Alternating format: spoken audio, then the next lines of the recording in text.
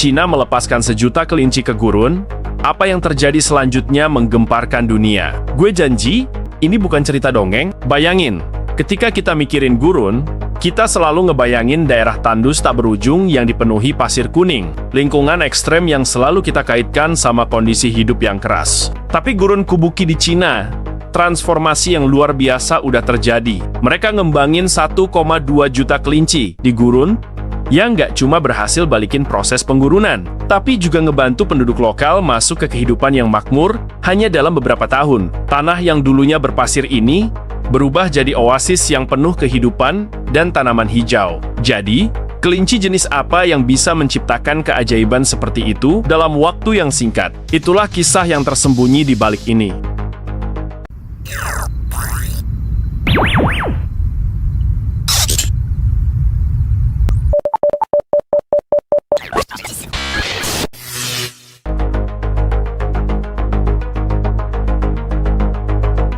Guys, seperti yang kita tahu, Cina pernah jadi salah satu negara dengan penggurunan paling parah di dunia. Dan udah memerangi penggurunan erosif selama bertahun-tahun. Dengerin angka ini.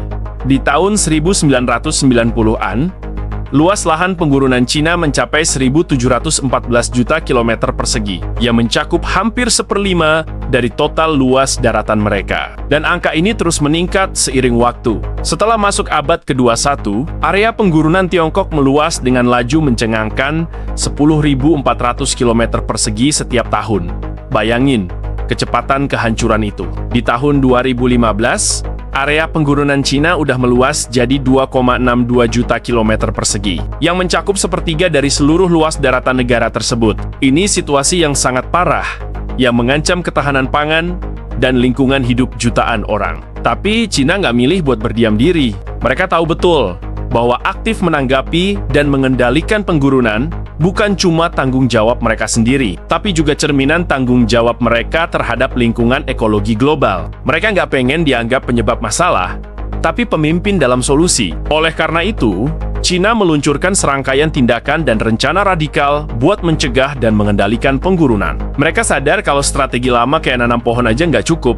Diperlukan terobosan yang ngubah cara mereka melihat gurun. Nah, disinilah ilmuwan Cina terkenal, Chun Shun, masuk dengan kritik mendalam terhadap strategi penghijauan gurun yang udah ada sejak ke 1988. Dia percaya bahwa meskipun penghijauan, perlindungan angin, dan fiksasi pasir itu penting, itu nggak cukup buat nyelesain masalah penggurunan secara mendasar. Dia bilang, buat nyelesain masalah gurun, kita harus mulai dari perspektif pengembangan seluruh industri dan menggabungkan secara organik lahan pertanian, padang rumput, dan peternakan buat mencapai kesuksesan sejati dalam pengendalian penggurunan. Ini pandangan yang revolusioner, yang mengubah gurun dari masalah jadi peluang ekonomi.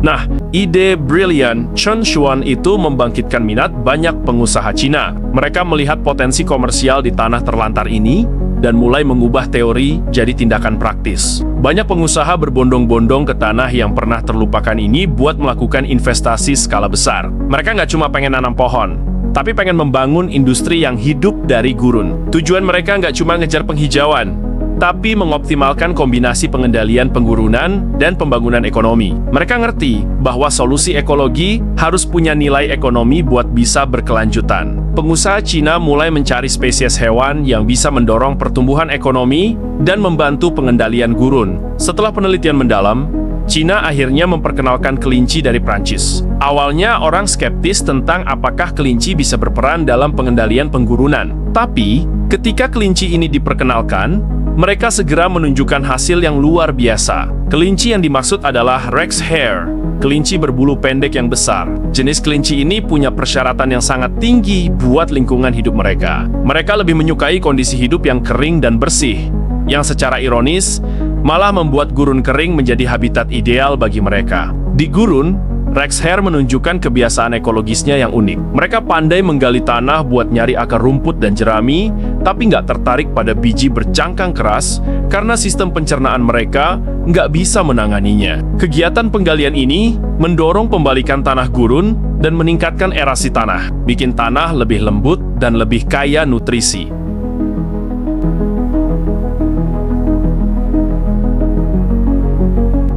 Nih keajaiban biologisnya guys.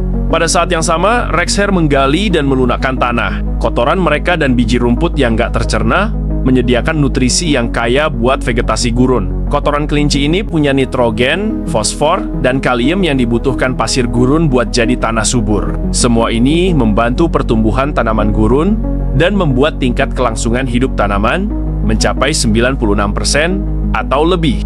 Bisa dikatakan bahwa gurun adalah surganya Rexhair, dan ngembang biakin Rexhair di gurun adalah pilihan paling bijak bagi para ilmuwan. Cina, mereka mengubah masalah jadi solusi pakai kekuatan alam. Yang lebih layak disebutin adalah bahwa Rexhair ini nggak cuma menunjukkan kemampuan beradaptasi yang luar biasa, tapi tingkat reproduksinya juga 25 kali lipat dari hewan konvensional.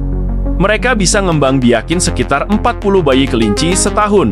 Bayangin, ledakan populasi yang bisa ngasih manfaat ekonomi dan ekologis sekaligus. Sampai saat ini, Cina udah ngembang biakin lebih dari 1,2 juta kelinci di gurun, bikin pengelolaan gurun menjadi lebih mudah. Selain mainin peran kunci di alam, Rexhair juga jadi makanan lezat di atas meja, dan bulu kelincinya adalah bahan berkualitas tinggi buat bikin pakaian kelas atas. Tanaman yang tumbuh di gurun nggak cuma secara efektif mengikat pasir dan mencegah angin, tapi juga menyediakan Rexhair dengan sumber makanan yang kaya nutrisi. Kombinasi padang rumput, kehutanan, dan pertanian gurun ini telah menciptakan rantai industri terpadu yang saling menguntungkan dan mencapai tujuan ganda perlindungan, ekologi, dan pembangunan ekonomi.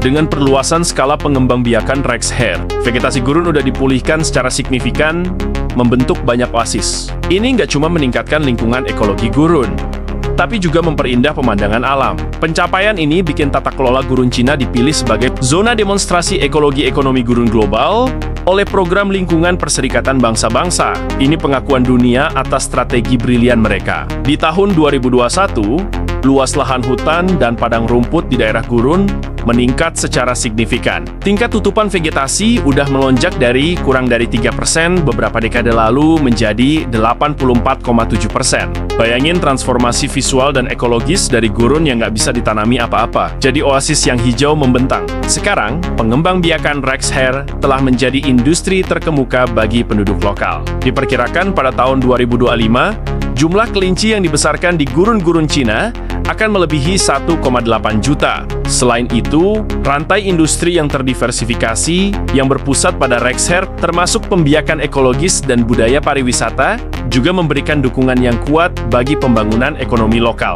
Mereka nggak cuma ngebangun ekosistem, tapi menciptakan ekonomi di sekitarnya. Sampai masuk era baru, Cina udah memanfaatkan sepenuhnya data besar dan teknologi drone dalam proses pengendalian penggurunan dan mendirikan Pusat Inovasi Ekonomi Hijau Gurun Sabuk dan Jalan.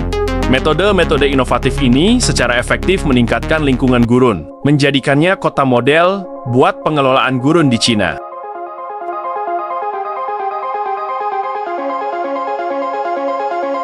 Upaya berkelanjutan Cina dalam penghijauan nggak cuma untuk pemulihan lingkungan ekologis, tapi juga berdasarkan pada wawasan yang mendalam tentang potensi ekonomi hijau. Mereka nggak melihat perlindungan lingkungan sebagai beban, tapi sebagai investasi yang menguntungkan secara finansial dan sosial. Strategi menggabungkan perlindungan lingkungan dan pembangunan ekonomi ini udah membawa manfaat ekonomi yang nyata bagi rakyat.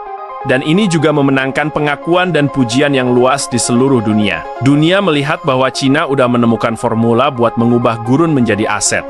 Kisah kelinci Rex dan Kubuki memberi kita semua harapan. Ini bukti bahwa meskipun tantangan lingkungan terlihat mustahil, solusi cerdas dan inovatif bisa mengubah keadaan dengan cepat. Mereka nggak melawan alam dengan kekuatan, tapi bekerja sama dengan alam dengan strategi biologis dan ekonomi yang brilian. Dari pasir tandus yang menelan desa, sekarang muncul oasis yang makmur, dipenuhi kelinci, tanaman, dan harapan baru bagi penduduk lokal. Ini model pembangunan berkelanjutan yang seharusnya diikuti seluruh dunia, guys. Ini adalah kemenangan manusia atas keputusasaan dan kemenangan kecerdasan atas masalah. Menurut kalian, model ekonomi hijau ini bisa diterapin di gurun lain di dunia, kayak di Afrika atau Timur Tengah? Coba komen pendapat kalian.